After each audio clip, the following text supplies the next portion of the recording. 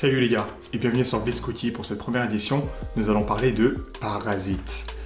Parasite était un des films les plus lourds de l'année 2019, et même les critiques les plus verbeux sont restés sans voix, à tel point qu'à ce stade, faire l'éloge de Bong Joon-ho, c'est comme vapoter, ça sert à rien. Donc je vais garder toute autre louange pour mon journal intime.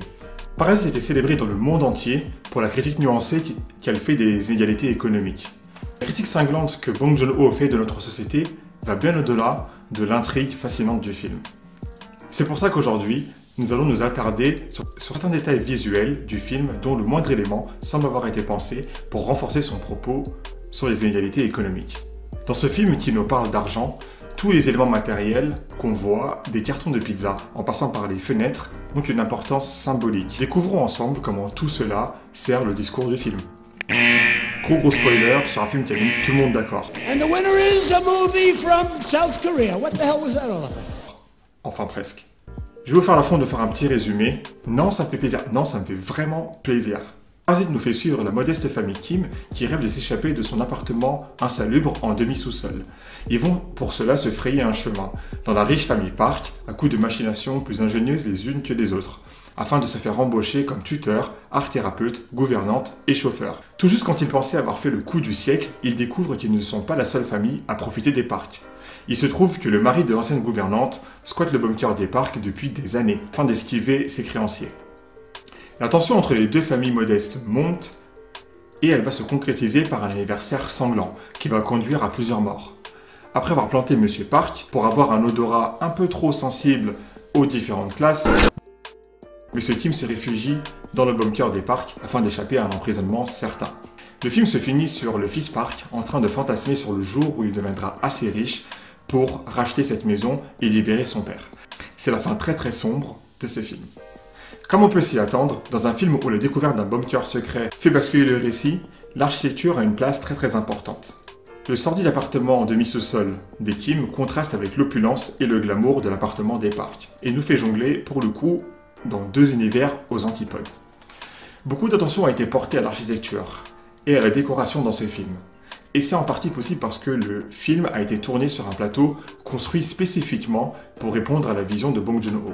En y regardant de plus près, nous verrons que chaque élément qui apparaît dans le champ de la caméra a été méticuleusement choisi. L'appartement des Kim s'inspire de vrais appartements en demi-sous-sol, construits à Séoul pendant la guerre froide afin de se protéger en cas d'attaque de la Corée du Nord. Bien que la location d'appartements en demi-sous-sol soit interdite depuis des années, et pour des raisons évidentes, le boom économique sud-coréen a conduit à une telle surpopulation que le gouvernement a fini par céder. C'est ce que nous montrent les piètres conditions de vie des Kim, comme pour littéralement montrer qu'ils sont en bas de l'échelle économique, ils vivent sous le sol. 나도 봐. 공짜로 집안에 소독도 하고 곱등도 없애고. 그래. Et ils doivent monter plusieurs marches afin d'arriver à leur porte d'entrée. Cela dit, tout dans l'appartement des Kim souligne leur solidarité. Leurs chaussettes sont accrochées ensemble et les sous-vêtements recouvrent les murs. A l'opposé, la maison des Park n'a rien de sud-coréen. Il semble plutôt imiter le style moderne occidental, initié par des architectes comme Richard Neutra, Louis Kahn ou encore Le Corbusier. La signature esthétique ultime des modernes étant la maison de verre. Et pour le coup, chez les Park, on a presque l'impression d'être dans un aquarium.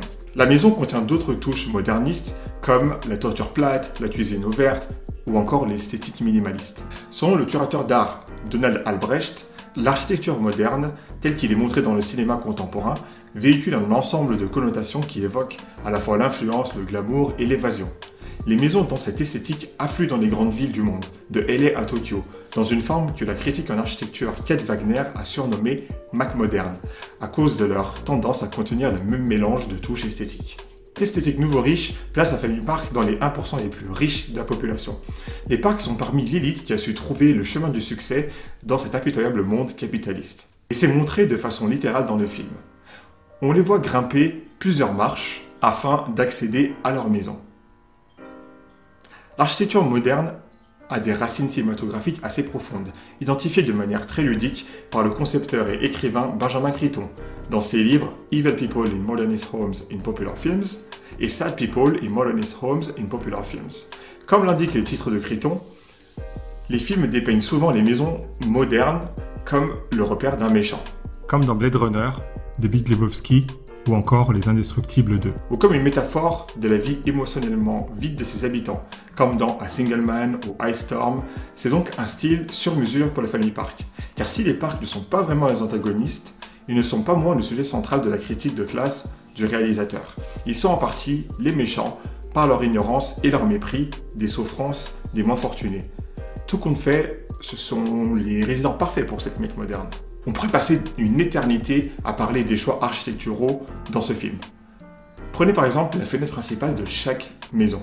Celle des Kim est courte, avec un cadre sévère, et fait face à une clôture qui lui donne un aspect de prison. Une partie de notre vue est obstruée par un sèche-linge. Comme pour accentuer le fait que dans un espace aussi étriqué, chaque morceau de mur ou de plafond doit servir à de multiples usages. Ce qu'on voit du monde extérieur est restreint. C'est un chemin de ruelle, rempli de détritus, où les fêtards bourrés se soulagent. Clairement pas la meilleure facette de l'humanité. La fenêtre est rarement éclairée. Selon Bong Joon-ho, la plupart des appartements en demi-sous-sol ne reçoivent qu'environ 15 à 30 minutes de lumière naturelle par jour. Cette fenêtre semble illustrer le monde comme il est vu par les Kim, c'est-à-dire pas grand-chose et ça ne fait vraiment pas envie. Le film s'ouvre sur le fils Ki-woo, affalé sur un canapé inconfortable, dos à cette fenêtre, absorbant quelques-uns des précieux rayons de soleil en luttant pour pirater l'accès Wi-Fi des voisins. C'est clairement pas le rêve capitaliste. En revanche, nous avons la fenêtre des Park, dont le rapport hauteur-largeur est celui d'un écran cinématographique. Comme pour illustrer à la fois l'amusement, la distance et la distorsion avec laquelle les Park voient le monde extérieur. La fenêtre donne sur un jardin qu'on peut interpréter comme le symbole du succès des Park dans l'apprivoisement du monde capitaliste, qu'ils ont dompté à leur avantage. En dehors de chez eux, les Park se baladent en terre conquise. Chez les Kim, la fenêtre donne sur un monde sauvage qu'ils ne contrôlent pas et les tentatives se soldent par ça.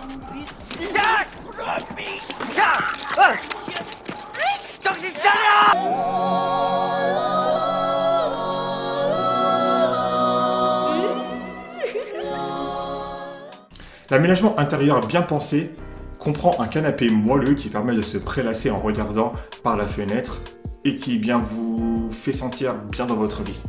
Cela nous amène à une autre différence centrale entre les deux maisons, la question de l'espace. Chaque surface de la maison des Kim est encombrée de bric-à-brac. Le spray de nettoyage et de chaussures, les boîtes sont empilées du sol au plafond et le couloir sert de placard. De plus, certaines proportions de la maison semblent presque comiquement mal conçues, comme les toilettes surélevées, que le designer de production Lee Ha-eun a conçues pour être aussi près du plafond que possible, comme pour souligner l'inconfort constant que ressent les Kim. La famille est souvent entassée à proximité immédiate, comme pour souligner à la fois l'inconfort et la claustrophobie dans laquelle ils vivent, mais aussi leur solidarité. En revanche, la maison des Park semble n'avoir jamais connu l'encombrement. Les seules choses que nous voyons sont stratégiquement disposées et destinées à être vues. De la cave à vin à la photo de famille glamour, en passant par la vitrine immense de vaisselle. Les petites touches de désordre qui surgissent ici et là, comme les flèches de jeunes Park, sont rapidement confisquées par la gouvernante, à qui rien n'échappe. Contrairement aux Kim, on voit rarement les Park ensemble dans la même pièce. Presque comme si l'excès d'espace avait cloisonné chaque membre de la famille. Contrairement à la disposition de l'appartement des Kim, le design tentaculaire de la maison des Park est truffé de cachettes. Cela suggère que bien que la maison des Park est protégée du monde extérieur avec un système de sécurité vidéo sophistiqué, une fois qu'une famille mal intentionnée comme les Kim s'installe à l'intérieur, les Park ont relativement peu de défense contre leur manipulation. Tout comme l'architecture permet d'illustrer l'inégalité des richesses, les choix de Bong Joon-ho quant à la nourriture sont loin d'être hasardeux. L'alimentation est un sujet indissociable de la classe sociale, en particulier dans un pays qui a connu une forte inflation des prix des denrées alimentaires ces dernières années. La nourriture est un indicateur important de la richesse dans Parasite. Au début du film, nous voyons les Kim plier des boîtes de pizza pour Pizza Génération. Un petit boulot mal payé pour un restaurant qui semble représenter cette mondialisation qui a rendu la vie si dure en Corée du Sud. Il semble qu'ils ne puissent même pas se permettre de manger ces pizzas. En effet, le scénario fait état d'un triste réfrigérateur vide. Le journaliste culinaire expert en cuisine coréenne Joe McPherson souligne que nous voyons la famille subsister très tôt avec du pain blanc moisi, des chips et du F-Light, qui selon lui est la boisson au malt la moins chère du marché. Une fois que les Kim commencent à gagner un certain salaire en travaillant pour les Park, leur progression en classe est illustrée par l'amélioration progressive de leur régime alimentaire.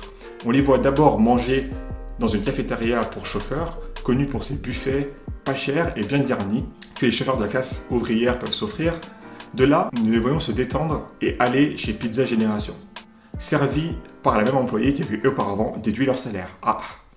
Ils sont passés de simples travailleurs à clients. Ils finissent par pouvoir s'offrir du bœuf qui est cuisiné chez eux. À ce stade, 3 membres de la famille sont passés à la bière Sapporo, une importation japonaise très chère. Le point culminant de leur parcours culinaire survient lorsque les Park partent en vacances et que les Kim squattent leur appartement.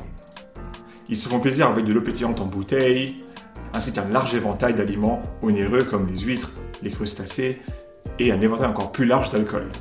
Ki Jong va jusqu'à manger accidentellement les friandises pour chiens, les confondant avec de la nourriture humaine. Les chiens des Park mangeraient-ils mieux que les Kim? Les Park mangent des assiettes colorées de fruits arrangés avec esthétisme, une denrée particulièrement chère en Corée du Sud. En revanche, les Kim empilent leurs assiettes avec du riz et des légumes de buffet. Pour les Park, la nourriture est une question de plaisir. Pour les Kim, c'est une question de survie. Alors que les Kim rationnent soigneusement chaque morceau de pain dans leur garde-manger, le garçon des Park peut éventrer le reste d'un gâteau d'anniversaire sans hésiter. À d'autres moments, la nourriture incarne la dichotomie entre les classes qui alimente le drame du film. C'est notamment le cas lorsque Madame Park demande à Madame Kim de cuisiner un ramdon, dans la version anglaise, un nom inventé par le traducteur anglais du film pour décrire un plat coréen qui mélange des éléments de ramen et d'udon. Madame Park souligne que le ramdon doit être garni d'un steak d'aloyo coûteux. Dans une interview, Bong a noté que le choix était très intentionnel. Ce plat est généralement considéré comme un repas pour les gens pauvres, mais il se trouve que c'est le plat préféré du garçon Park. Bong Joon-ho explique que même si l'enfant ne comprend pas les connotations de classe de la nourriture, sa mère, une femme riche, est toujours un peu mal à l'aise de lui donner des nouilles bon marché. Elle a donc ajouté l'aloyo pour rendre ça un peu plus plaza à télé. On a donc un coûteux steak d'aloyo qui repose sur un lit de nouilles modeste, comme pour littéraliser le message du film. Comme le steak d'aloyo sur les nouilles, le film montre à de multiples reprises des riches métaphoriquement ou littéralement au-dessus des pauvres. Mais il y a une autre couche à l'interaction entre la nourriture et la classe, notamment parce que la nourriture a joué un rôle central et dévastateur dans l'histoire économique de la famille Kim. À un moment donné, les Kim ont fait référence à un restaurant de poulet frit qui a fait faillite, ainsi qu'une pâtisserie taïwanaise qui n'a pas réussi. 발렛 뛴 적 있었지. 그치. 그 치킨 망하고 대만 카스테라 오픈 전에. Comme le note le journaliste S. Nathan Park, le nombre de restaurants de poulet frit en Corée du Sud a triplé entre 2003 et 2013, puis a doublé entre 2013 et 2019. Cette situation est en partie due à la crise financière asiatique de 1997, qui a laissé de nombreux Coréens de la classe moyenne sans travail et les a contraints à s'installer à leur compte. Les taux d'intérêt bas ont facilité l'obtention de prêts à des milliers de Coréens qui ont fait le pari d'ouvrir un restaurant de poulet frit, dont beaucoup comme celui des Kim allait inévitablement échouer. Puis la famille a ouvert une pâtisserie taïwanaise, en essayant de capitaliser sur un engouement qui a fait rage en Corée en 2016. Cette entreprise s'est avérée encore plus précaire et lorsque la bulle a éclaté, des milliers de propriétaires de restaurants comme les Kim ont fait faillite, ou, comme la gouvernante et son mari, se sont retrouvés endettés. Les références à l'histoire de la famille Kim, selon le journaliste S. Nathan Park, évoquent tout un monde d'échecs de la classe moyenne, reflétant les espoirs et les tragédies économiques qui résonnent encore dans tout le pays.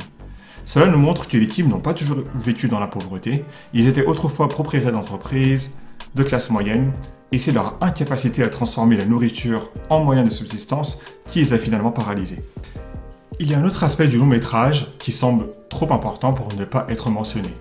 Plus précisément, il s'agit de la panoplie d'accessoires de jouets sur le thème des Amérindiens, avec lequel le fils Park joue régulièrement. Du tipi à la coiffe, en passant par l'arc et les flèches, on voit le garçon s'amuser avec des produits américains. La mère se vante même que le tipi vient d'Amérique. 저 텐트 저거 빗물 안 쓰겠지? 아, 저거 미제 텐트잖아요. 괜찮습니다. On a encore le sentiment que certaines choses venant d'Amérique sont considérées comme plus premium, sans réel fondement, en particulier l'éducation. Madame Park se réjouit d'apprendre qu'un tuteur potentiel a été formé à l'université d'État de l'Illinois. 한국 다시 나온 친구가 있는데요. 일리노이. 그런데요. Une université qui n'est pas forcément le premier choix et dont les initiales ISU sont détournées par certaines personnes médisantes en I Screw Up. Mais qu'importe, c'est américain. Cela peut se comprendre à la lumière des recherches de l'universitaire Song-Won Park, selon qui l'américanisation en Corée est une stratégie d'enrichissement et de sécurité. Cela passe par l'éducation, qui est l'un des véhicules de l'américanisation de la culture coréenne avec le cinéma et le style de vie. La fascination des Coréens pour les États-Unis trouve son origine dans les conséquences de l'odieuse guerre de Corée qui a eu lieu dans les années 50. La volonté de reconstruire l'économie et la société coréenne, dévastée par la guerre, les a conduits à se tourner vers l'oncle Sam, leur principal allié militaire lors du conflit.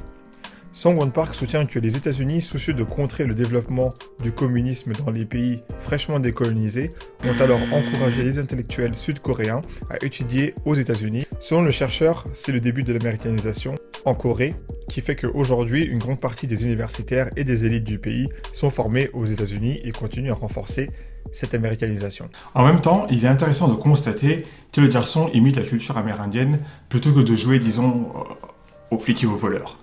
Ici, nous pensons que Bong Joon-ho est un peu taquin. Le garçon des parcs joue sans le savoir avec les attributs culturels d'une population qui a subi une domination brutale. Cela ne fait que renforcer notre sentiment que les parcs vivent dans une bulle. Comme le dit Bong, l'histoire réelle des Amérindiens est très compliquée. Mais la mère et le garçon n'en ont que faire de cette complexité. C'est juste une décoration pour eux.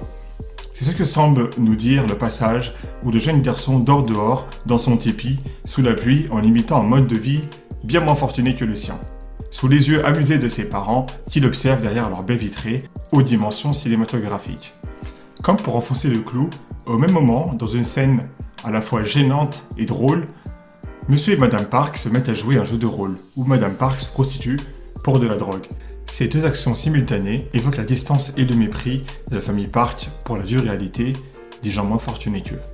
En sécurité dans leur richesse, leur jeu de rôle transforme un mode de vie brutal et dur en un divertissement. Parasite est une fable sociale qui met en garde contre les sombres implications des inégalités économiques. Et dans ce film, chaque décor, accessoire ou tranche de pizza contribue à ce message. Mais qu'en pensez-vous les gars? Est-ce que Bong Joon-ho est un génie? Est-ce que Parasite est un thriller familial amusant? Ou une subtile invitation à mettre le feu au système? Faites-nous savoir dans les commentaires ce que vous en pensez. Et n'hésitez pas à cliquer sur le bouton abonnement. Et merci, à bientôt.